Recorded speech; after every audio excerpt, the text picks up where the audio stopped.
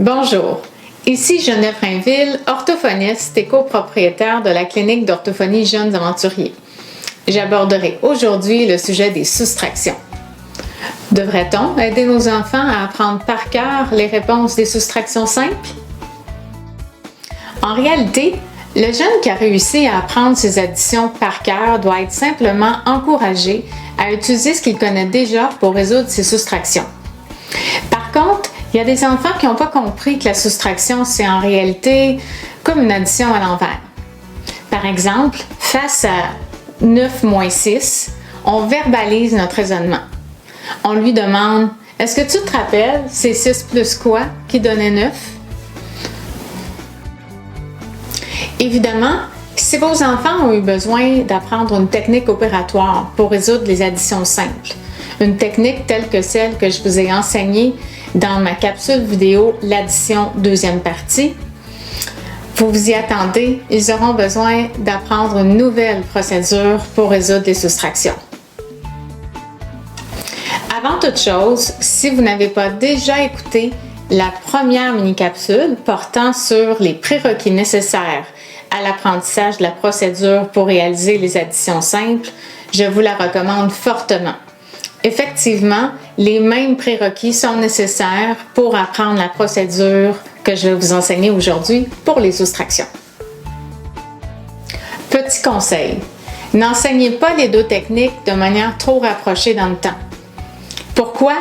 Vous reconnaîtrez facilement que les techniques sont semblables tout en étant contraires sur plusieurs points. Je vous recommande d'espacer l'enseignement des techniques d'un minimum d'un mois. Voici donc la technique pour les soustractions. À la différence de celle pour les additions, on doit enseigner aux enfants que cette fois-ci, on commence toujours la technique par le deuxième terme, c'est-à-dire le plus petit. On veut ensuite compter depuis ce petit nombre jusqu'au grand nombre. Et comme pour la technique des additions, on commence avec le point fermé, comme ceci. 6, 7, 8, 9. Et cette fois-ci, la réponse ne sort pas de ma bouche, mais se trouve sur mes doigts, d'où l'importance de reconnaître rapidement les constellations des doigts pour ne pas avoir à compter les doigts avant d'obtenir notre réponse.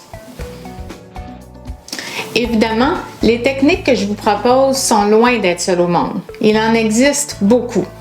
Toutefois, à en présenter plusieurs à vos enfants, vous risquez de complètement les mélanger.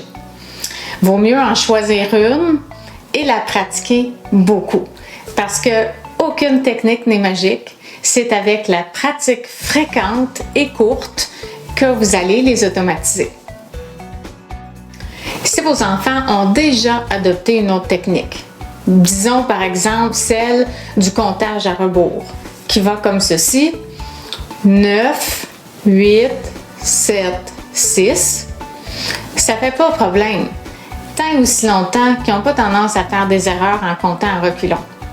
Si jamais ils ont tendance à faire ce type d'erreur, ça vaut vraiment la peine de leur enseigner une nouvelle technique plus facile qui leur donnera de meilleurs résultats. Sur ce, bonne pratique!